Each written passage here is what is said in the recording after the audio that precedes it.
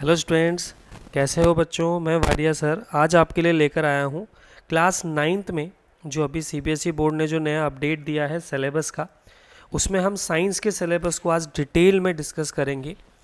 क्या क्या करने वाले हैं वीडियो में थोड़ा सा आपको जल्दी से क्विक आइडिया दे देता हूँ। सबसे पहले तो हम देखेंगे कि हमारा पुराना सिलेबस नए सिलेबस से कितना अलग है। दूसरी बात, हम ये देखेंगे कि कौन से टॉपिक हैं, कौन से चैप्टर्स हैं जो नए ऐड हुए हैं। तीसरा, हम ये देखेंगे उस एडिशन के पीछे क्या इम्पॉर्टेंट बेनिफिट हो सकते हैं स्टूडेंट के लिए, यानी कि स्टूडेंट के नज़रिए में वो बेनिफिट पॉजिटिव वे में है या नेगेटिव वे में, उसको भी हम समझने की कोशिश करेंगे। चैप्टर की डिटेल एनालिसिस अभी अपन नहीं करेंगे क्योंकि बोर्ड ने अभी डिटेल चैप्टर नहीं दिया है। सीबीएसई ने ऐसा कोई डिटेल चैप्टर का नोटिस नहीं दिया है, उसने बस चैप्टर के नाम दिए हैं और उसमें आने वाले कुछ सब टॉपिक्स के नाम दिए हैं कि इसमें ये सब टॉपिक्स हो सकते हैं। उसके बेसिस पर अपन एक एनालिसिस करेंगे कि वो सिलेबस में क्या हो सकता है डिटेल में। तो सबसे पहले चलो ज़्यादा टाइम अपन वेस्ट नहीं करते हैं और चैप्टर को स्टार्ट करते हैं, आज की वीडियो को स्टार्ट करते हैं। आज की वीडियो में लास्ट तक बने रहना, आपको काफ़ी कुछ जानने को मिलेगा, काफ़ी कुछ आपको सीखने को मिलेगा। तो स्टार्ट करते हैं आज की वीडियो को। सबसे पहले अपन यहाँ पे तो पहला अपना तो जो था कि जो सीबीएसई ने नया पैटर्न जारी किया है, जनरली ये NEP 2020 यानी कि जो न्यू एजुकेशन पॉलिसी है 2020, उसके तहत ये काम किया गया है।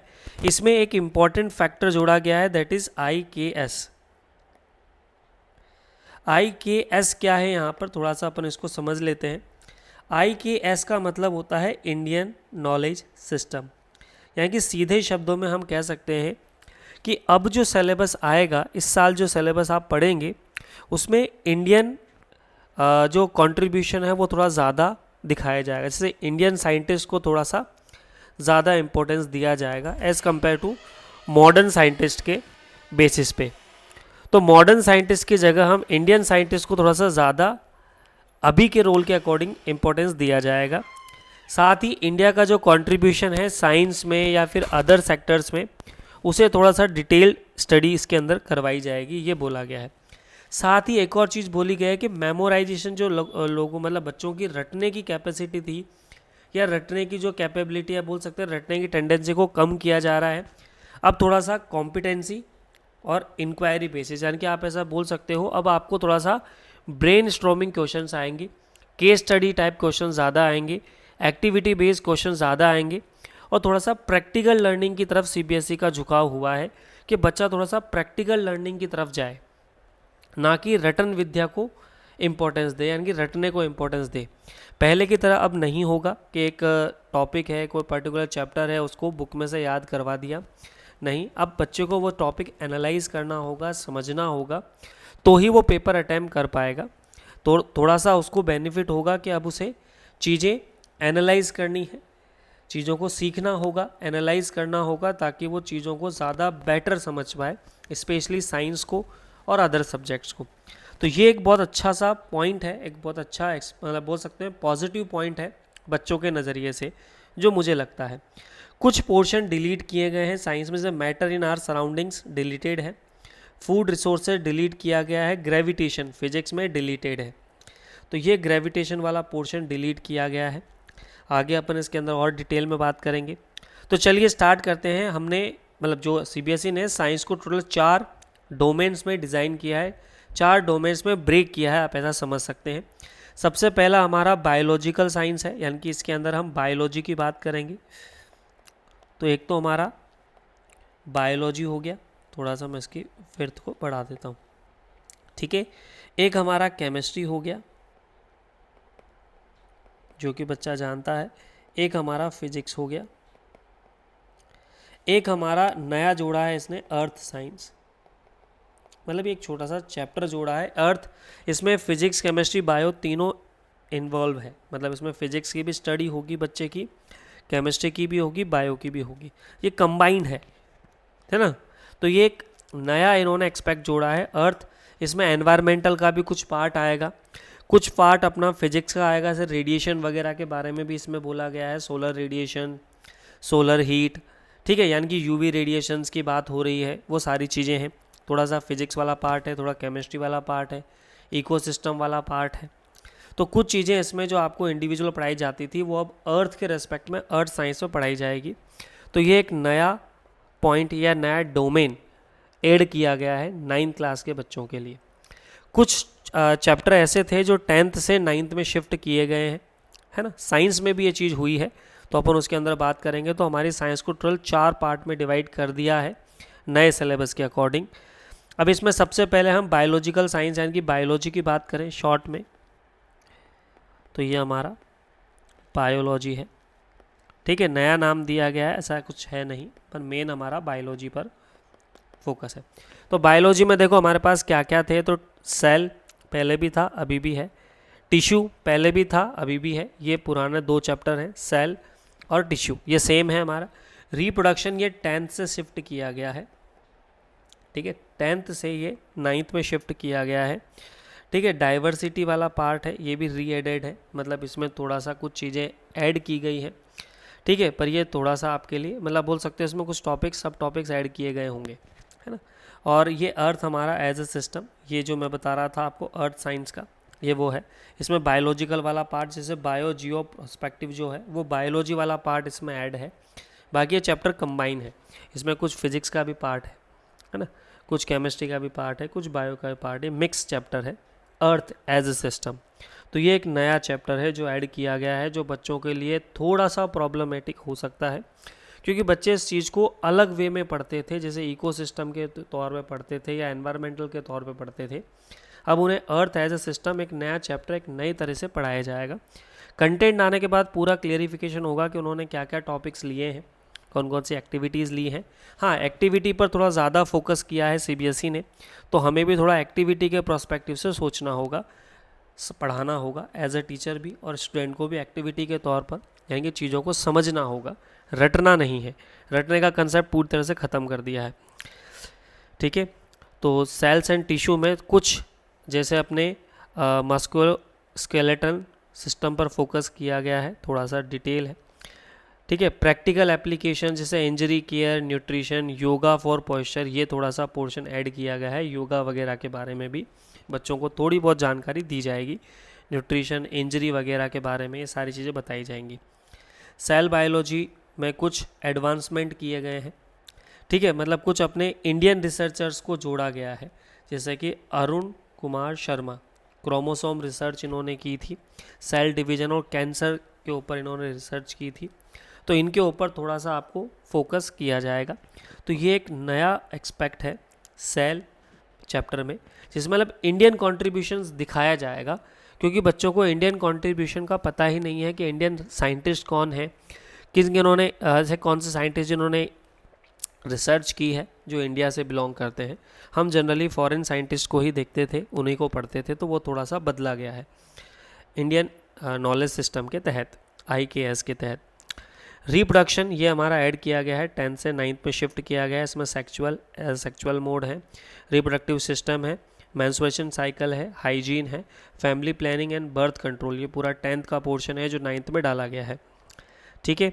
तो ये हो सकता है 10th में कुछ नया अपडेट आया, तो जब आएगा तो मैं बताऊंगा आपको उसमें क्या अपडेट आया है। केमिकल साइंस यानी कि वही आपका केमिस्ट्री वाला पोर्शन हो गया, ठीक है। केमिकल साइंस यानी कि केमिस्ट्री वाला पोर्शन हो गया सिंपल वे में। तो इसमें आपका मैटर इन सराउंडिंग डिलीटेड है। नया chapter exploring mixtures and separation है, ठीक है। और इसी के साथ जो मैटर अराउंड अस प्योर जो है वो चैप्टर है, वो भी शायद इसमें मिक्स है, 2 चैप्टर मिक्स किए गए हैं इसमें। तो एक्सप्लोरिंग मिक्सचर एंड सेपरेशन है, इसमें शायद मोस्टली कंटेंट वही रखा जाएगा, ज़्यादा कंटेंट में चेंज नहीं करेंगे, जो काम का कंटेंट है वो सारा लिया जाएगा। स्ट्रक्चर ऑफ एटम पहले भी था, एटम्स एंड मॉलिक्यूल्स पहले भी था, ठीक है। तो ये चैप्टर पहले भी थे, पुराने सिलेबस में भी थे।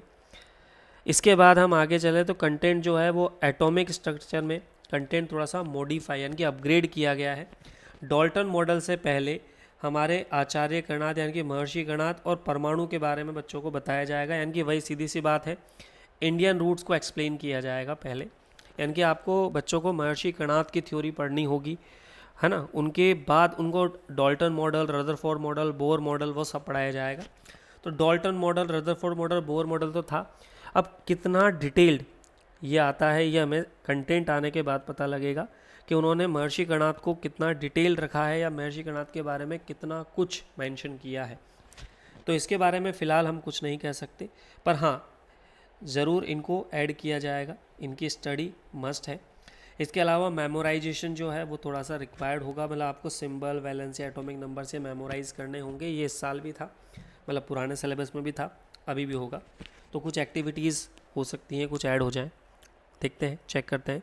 Now come to the physics, ठीक है, जो कि इम्पॉर्टेंट पोर्शन है। मैं फिज़िक्स ही पढ़ाता हूँ। तो फिज़िक्स के पोर्शन में अगर बात करें तो ग्रेविटेशन चैप्टर डिलीट कर दिया गया है, बच्चों के लिए काफ़ी प्रॉब्लमेटिक होता था।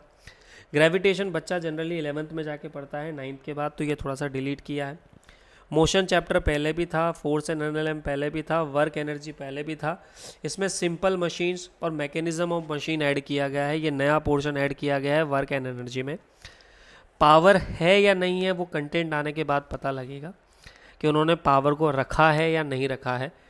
बाकी मेरे अकॉर्डिंग पावर होना चाहिए। साउंड में भी कुछ छोटे छोटे मॉडिफिकेशन किए गए हैं, ज़्यादा बड़ा मॉडिफिकेशन नहीं है। कुछ एक्टिविटीज़ जोड़ी गई हैं साइंस में, मतलब साउंड चैप्टर में। तो सिंपल मशीन्स और साउंड, इसके साथ अर्थ वाले सिस्टम में भी कुछ पार्ट अपना है, जैसे रेडिएशन वाला पार्ट अपना है ना। तो कुछ छोटे मोटे टॉपिक अर्थ वाले चैप्टर में भी अपने हैं। बाकी मेनली अपने ये 4 चैप्टर हैं फिजिक्स में। ग्रेविटेशन और प्रेशर वाला पार्ट पूरा हट चुका है, उसको कहीं नहीं लिया गया है। मोशन में ग्राफ्स और मैथमेटिशियंस, मतलब मैथमेटिक्स पर, यानी कि इक्वेशन ऑफ मोशन पर ज़्यादा फोकस है, जो कि हमेशा रहता है। इस पे क्वेश्चन बनते भी हैं, हमेशा बनते हैं, पहले भी बनते थे, अभी भी बनेंगे, ठीक है। तो ये हमारा, इसके अलावा देखो मशीन्स वाला पार्ट जो सिंपल मशीन में बता रहा था, इसमें सिंपल मशीन जो ऐड किया गया है, इसमें lever, pulley, incline planes, calculation of mechanical advantage, ये थोड़ा सा मुझे ज़्यादा अच्छा लगा अपडेट, कि इसमें बच्चे को ये प्रॉब्लम्स जो होती थी, pulley related problems, string related problems, ये बच्चे को 11th में करवाई जाती थी, तो बच्चा थोड़ा सा सफ़र करता था उस चीज़ में। तो हो सकता है कुछ बेसिक चीज़ें मशीन की वो आपको 9th में दी जा सकती हैं। अब कितना अच्छा अपडेट आता है ये कंटेंट आने के बाद ही मैं कह पाऊँगा, ठीक है। बाकी ये मुझे एक अच्छा चेंज लगा।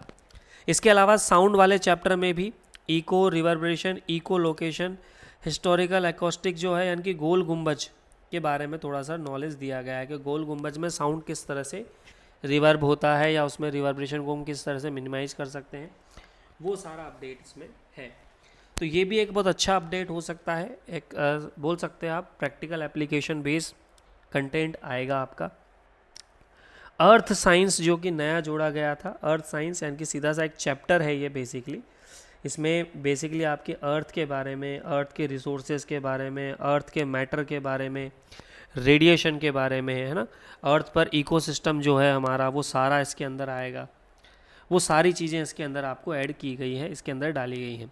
तो इसमें कुछ फिजिक्स का पार्ट है, जो बहुत कम है फिजिक्स का पार्ट, ज़्यादा मेजर पार्ट नहीं है फिजिक्स का, बट मेजरली इसमें केमिस्ट्री, बायोलॉजिकल पार्ट थोड़ा सा ज़्यादा ऐड किया गया है, इसलिए इसको फिजिक्स वाले पार्ट में नहीं ले सकते हम, पर हाँ एक कंबाइन चैप्टर आप इसको कहेंगे।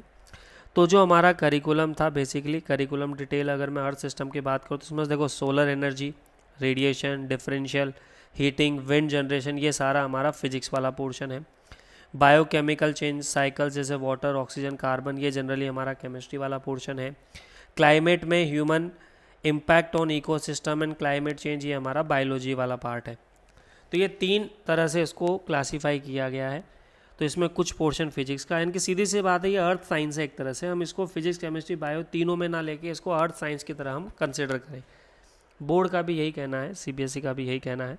अगर मैं कॉम्पिटेंसी अप्रोच देखूं तो जो सिलेबस आया है, जो इन्होंने अपडेट दिया है, इसके अंदर इन्होंने असेसमेंट जो होगा आपका जनरली वो case study based questions, simulation based questions को ज़्यादा इंपॉर्टेंस दी जाएगी। मतलब आपके केस बेस्ड स्टडी क्वेश्चन यानी कि एनालिसिस वाले क्वेश्चन जो हैं वो थोड़ा ज़्यादा पूछे जाएंगे। ओपन बुक टेस्ट के बारे में भी फॉर्मेट में कहा गया है, अब ये थोड़ा अपडेट आने दो इसके बारे में कि ओपन बुक टेस्ट ये किस तरह से लेना चाह रहे हैं। अगर ओपन बुक टेस्ट ले रहे हैं तो इसका मतलब सीधी सी बात है कि हमारी जो चीज़ें हैं थोड़ी सी एनालिटिकल ज़्यादा होगी, यानी कि आपको कंडीशन दी जाएगी, उससे रिलेटेड आपको आंसर पूछे जा सकते हैं, डायरेक्ट क्वेश्चन नहीं पूछे जाएंगे। ओपन बुक में ये होता है। टोटल जो इन्होंने आवर्स दिए हैं साइंस को अलॉटेड वो 130 आवर्स हैं, यानी कि इतने आवर्स होने चाहिए 100 मिनट्स का, मतलब टोटल वेटेज हमारा 100 मिनट्स का है एक लेक्चर का पर्टिकुलर। तो 130 आवर्स के करीब इन्होंने बात की, 130 आवर्स 100 मिनट्स का करके कुछ इन्होंने ड्यूरेशन दिया है।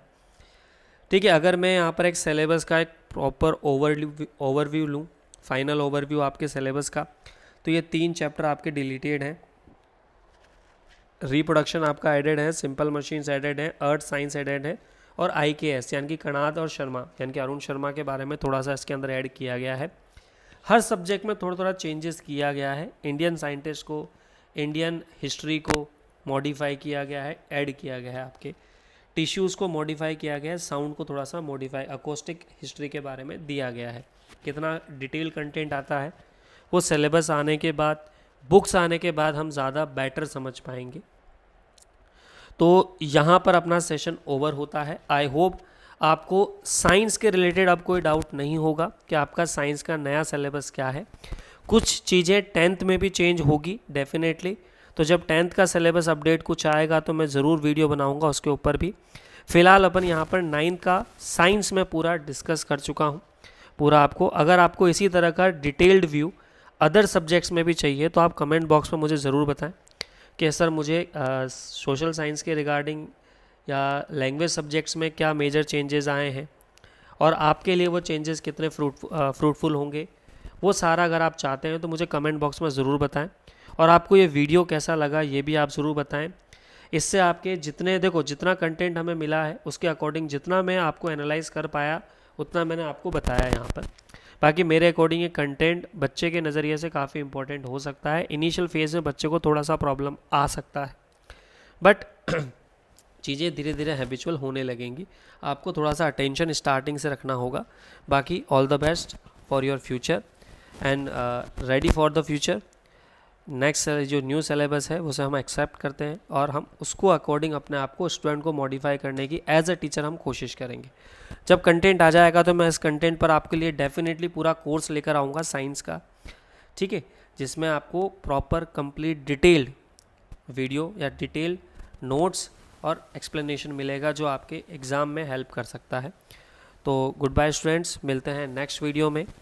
कमेंट में आप मुझे बताएंगे नेक्स्ट सब्जेक्ट कौन सा होना चाहिए, तो ही मैं उस सब्जेक्ट पर वीडियो बनाऊंगा। Thank you.